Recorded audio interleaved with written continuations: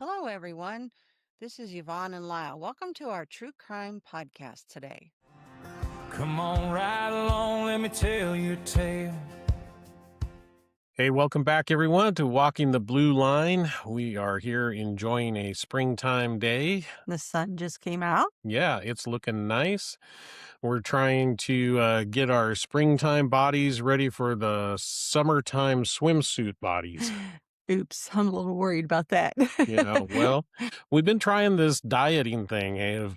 Do any of you out there diet regularly? Well, the in thing now is the Mediterranean diet. I don't know. Every year or every 5 years, there's a new one that everyone says you gotta do. Even the doctors are, well, have you tried this? Yeah, the carnivore diet or the Atkins diet a few years ago. Now it's the Mediterranean. Grapefruit diet. Yeah, but can't stick with any of them for too long. I know all the diets and what you're supposed to do. It's the portions that get me. Although I don't feel like we binge eat or anything like that. We're not eating all day long. We just like to eat bigger meals than most people.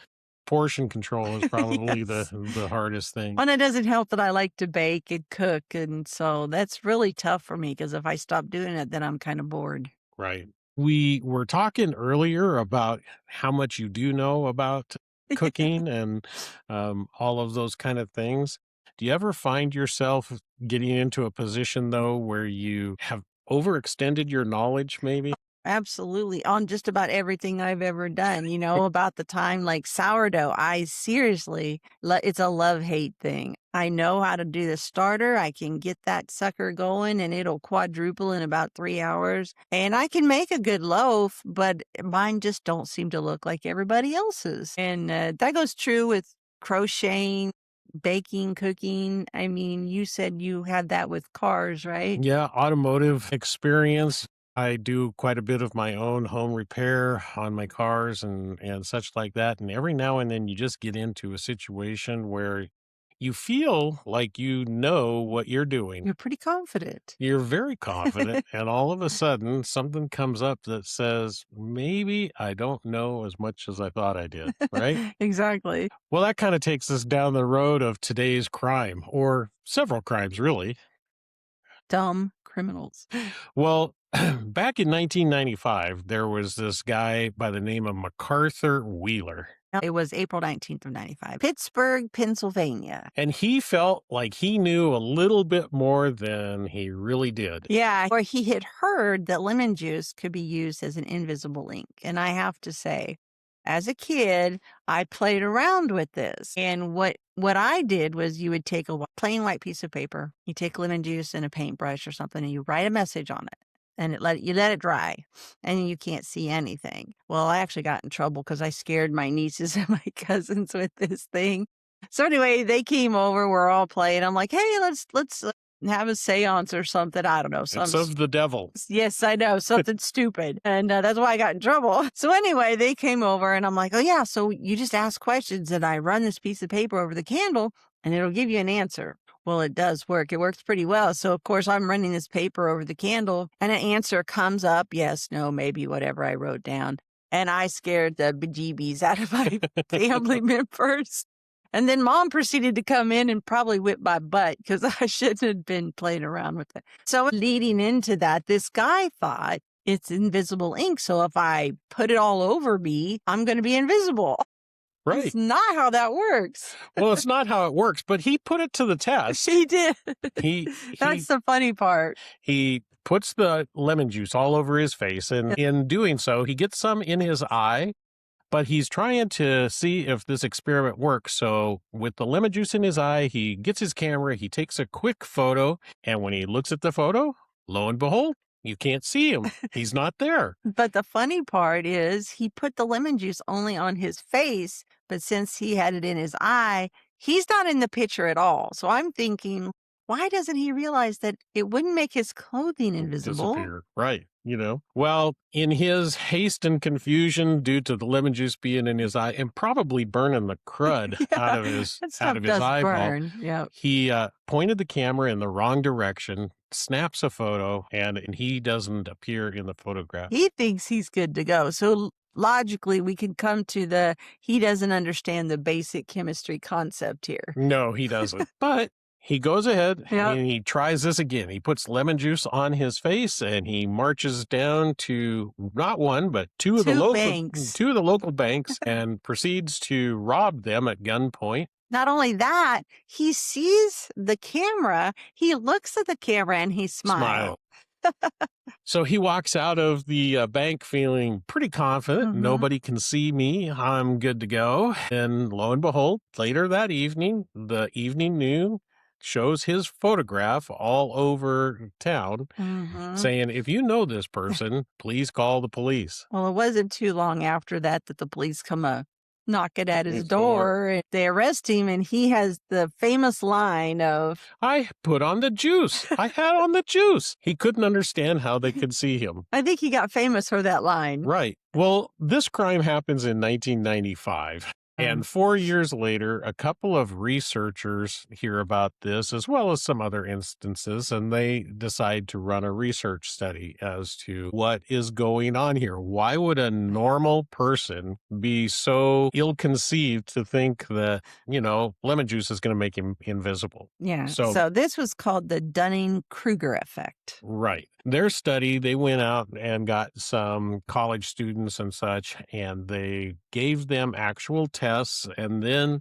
what they did was they would have them rate themselves before they graded them and gave them their scores. Right. And what they found are that people who are not self-aware, that are unable to judge their own competency, usually believe that they're doing better than they really are. And so they would rate themselves as above average or higher than average. And people that actually do have some competency in whatever the test area was and realized how either poorly or how good they did, usually rated themselves below average. And so it had to do with self-awareness and their ability to tell where their strong suits are, their weak suits are, what they do know and what they don't know. And so they titled this study the Dunning-Kruger Effect. And since then, numerous criminals have been caught because of the Dunning-Kruger Effect.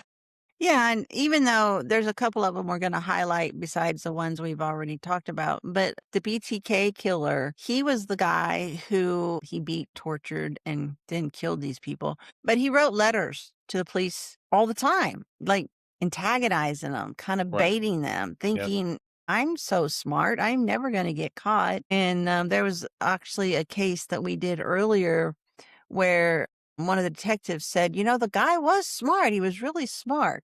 He was probably smarter than any of us, but not more than all of us put together. Right. And that was BTK in the fact that he probably could have gone undetected, but if he wouldn't have written the letters. Several years later, after his last homicide, he wrote another letter to the police, and it was through tracing that letter that they were able to capture him. And man, am I glad, because this guy, he was sick. He definitely deserved to be. Yeah. But then there's some other ones out there that weren't so notorious, but they got a little bit of notoriety, such as the Craigslist hitman. Yeah. And that was actually a lady.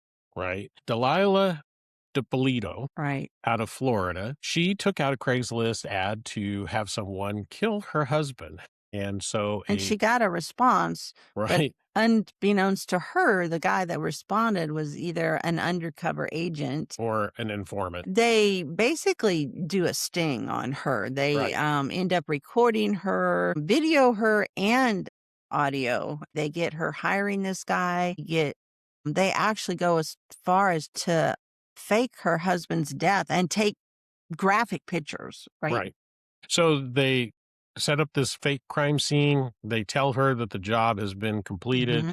They go through with all of this. And then when she's arrested, she is actually presented with all of this evidence of her on tape hiring the hitman and such. And she is probably more on the narcissistic side Oh, where she thinks she can talk her way out of it. That basically because she says something, she thinks people are going to take it as the truth. And so all of these surveillance videos, none of that seems to matter to her. well, she thinks that she has the ability to manipulate everything, the Right. police, the situation.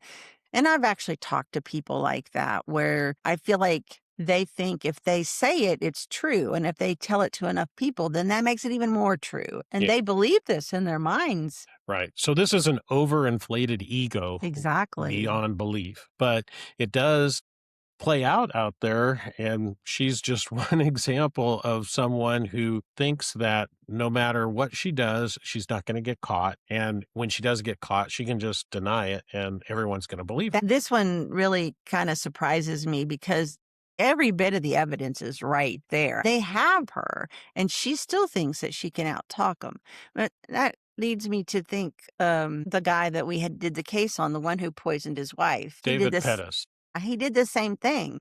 He Right. thought that he could just talk and talk and talk, and you guys were just going to believe everything he said. Yeah, he's pretty good at diversion. You would ask him a question and he would take your question and go off in a different direction or something. And his feeling was that as long as he could keep the conversation going, that you weren't going to be able to pin anything down on him and such. Well, that isn't necessarily the way it works. And the more that they talk, quite frequently, the more lies that they get caught in, really. I remember asking you when I watched the interview, I was like, why do you guys let this guy ramble on? And you were like, oh, the more rambling, the better. We love it. He's like, he's going to talk himself into a corner. So usually the smarter ones Shut up. shut up and ask for an attorney, if they've done something Yeah. wrong. We hope that you're enjoying today's podcast. And if you are, please like, subscribe, and share. There are those, like I said, that have the overinflated ego. They're narcissistic and they've believed that you should believe them just because they say so. Right. There's another guy, Rodney Bradford, and he doesn't lie his is that he kind of used it to his advantage. Right. In this particular case, it kind of shows how maybe the police didn't have as much as they thought they did. So this is kind of almost the inverse, in which he is accused of robbing a store. And when the robbery takes place, he is actually at his father's house posting on Facebook. And so his defense attorney is able to subpoena Facebook and get a record of the exact time and location of his posting. It is able to prove his innocence. So in that instance, he was smart enough to do that. But it kind of leads us into some other stuff. I don't know about you. I'm sure everyone has experienced this, really. If you post much, if you post something on Facebook or YouTube or TikTok, and you always have the people that come on and give their opinions. And I always say everybody has an opinion and they usually stink. Right. And so they'll contradict you or they'll tell you, oh, that's not right. And they'll argue with you about it, and you might be totally right, but that doesn't stop them. There's always someone out there, like you said, with a different opinion. But some of them believe that they have the facts. And I've seen a lot of these in terms of people that are armchair lawyers. Oh, yeah. It's the armchair quarterback for the football game, Yep. is like, oh, you should have, you weren't in their shoes. You don't know what they were facing. And so, Or the ones that are like, why did they shoot him so many times? Or why did they do this? Or why did they do that? Well, I have to tell you, if you're not in that situation, if you don't have that adrenaline pumping, if you don't think you're the life that could be taken if you don't get this situation under control, there's all kinds of things that go into why people do things. Exactly. The social media end of it, the people that always think that they know better. But the other part of that is with social media or the internet as a whole is the number of people that don't understand how it works. And every time you see a homicide anymore, especially like a domestic violence homicide, one of the first things they're doing is gathering up all of the computers and the cell phones checking their history to see what they've Googled. And again, Mr. Pettis was a prime example of that when he was Googling to see how much, Medicine that would kill someone or knock them out? yeah, the effects of hydrocodone Okay, yeah. over a period of time, and especially if it was ground up, what 'Cause it would works faster. what Yeah. would crushing the pills do, that kind of thing. A number of people don't understand that when you delete that from your computer, that doesn't necessarily delete it from the internet. Keeps a record a lot of times of what you're searching. Other things that can come into play here is if you forward it to somebody, or what if somebody just sees it and takes a picture of it? And a lot of people think, oh, I can send this or that, it'll disappear. But someone might have more than one Right. computer or phone. People search weird things all the time that get them caught, like how long does DNA last, or how to delete your search history permanently. Right. I don't know if you can really. Maybe years and years or Well, you something. can delete it from your particular computer, But I but don't, but permanently, yeah. like someone who you sent it to, or, but that comes down to phones too. Tracking, like they still have IP addresses. They can ping your phone where you're at. There's all kinds of stuff like that. Well, and a lot of times people take incriminating photographs of the crimes that they're committing. And Trophy pictures. right. Those pictures can be found, and when they are found, they'll say, "Oh, well, somebody else forwarded that to me." But a lot of times there's what they call metadata in there, which tells the GPS location of where the photograph was taken, what time it was taken, what Mhm. camera it What it was was taken with, what all the camera photo settings were. It is like everything. There's a ton of data in each and every photo out there.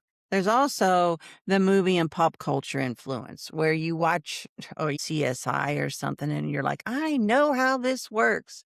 And it's like, well, that's kind of a glorified version of how that works. Right. I don't know if you've ever seen the movie Heat, but that movie actually could have been the inspiration for one of the other dumb criminals that we were looking at. In Heat, they go to rob an armored car and they have Mhm. this elaborate setup where they tip the armored car over on its side using a big semi, and they are going to blow open the doors and The all money. steal all the money. Mhm. Well, an individual in 2010 by the name of Eduardo Cencion thought that he was going to try to do this same thing by blowing the doors off of an armored car. And actually, what he did was he failed miserably, basically because he didn't have the technical knowledge or the expertise on how to make a bomb, how to blow the doors off, what the design of the armored car was like, and such. And so he was caught in very short order. But it was just another example of someone who saw something on television, thought, oh, yeah, I can do that, and tries to put it into practice without actually having any knowledge. Again, that knowledge base is important.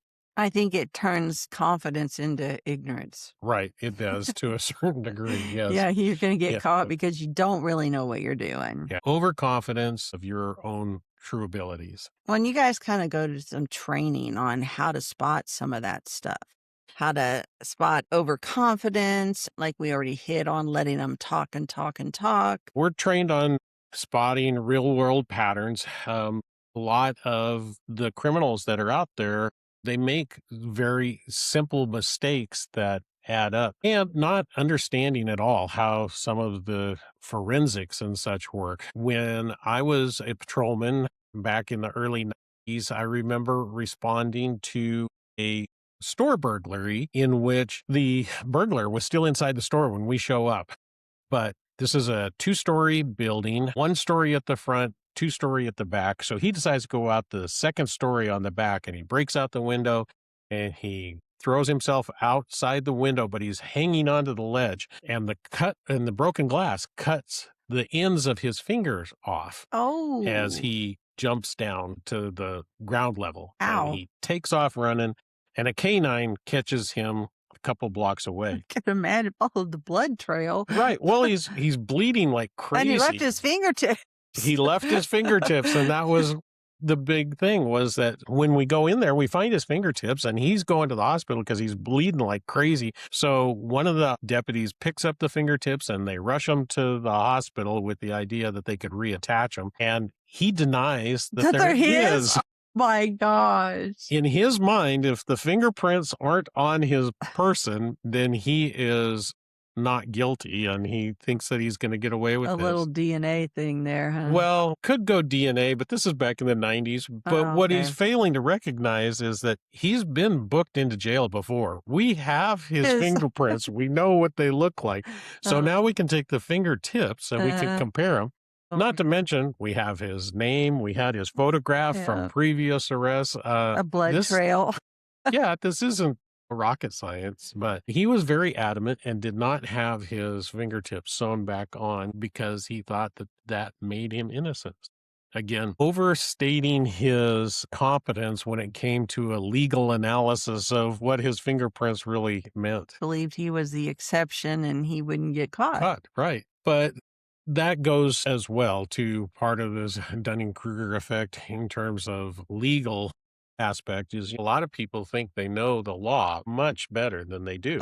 Yeah, that's the ones that are sitting there videoing everything. I have the right to video this, that, and the other. And they have a right to do some things, but they don't have a right to do everything that they're right. doing. And that's part of it. Part of it is like when the officer can ask for their identification and when they can't. What warnings do they have to give them and when do they have to give them and such. Well, that reminds me, it was a funny one, and I don't know if it was true or not, but it seemed about dumb enough to be true. These two guys are in a car, and a policeman pulls them over, and the guy driving has a cat collar on. And so the policeman walks up. Man, this guy handles it really coolly. And if this is true, it's hilarious.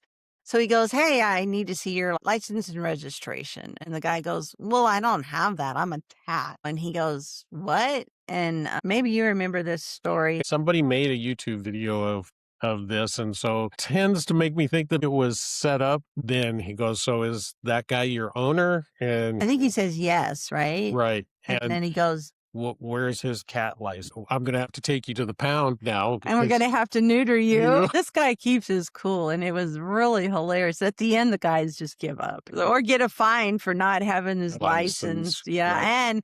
And he says something about, "Well, you're a cat. You can't drive anyway. I'm going to take you in for that." And oh my gosh. It was pretty good comeback if that was actual video, if not it was staged. But even if it's staged, it was funny. It was a funny skit. These are some of our dumb criminals across the nation.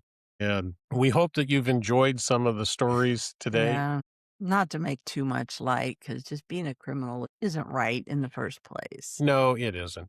And we always say, it's the dumb ones that we catch. Actually, we catch a fair number of the smart ones as well, because the fact is when you're committing crimes, especially large-scale crimes, it is so difficult to do everything without leaving a trace, without leaving some evidence or making a mistake somewhere. So when it comes to the Dunning-Kruger effect, basically a short way of summarizing it is dumb people are just too dumb to realize that they're dumb. And they're going to get caught. Right. So don't be a dumb person. Don't do crime. No, don't. Don't do drugs. That's the best way to not get caught. So, but we hope that you find these stories somewhat entertaining, and feel free to look any of them up if you like. There's a bunch of them out there besides these that just people do dumb things all the time. Hopefully you're enjoying some springtime weather the same way that we are, and that you have a good week until next week. And hope you guys find your swimsuit bodies. Right. Before summer. Absolutely. So, God bless, and we will see you later. Yeah. Bye. From our hearts to yours, we hope you find a little bit of hope on the blue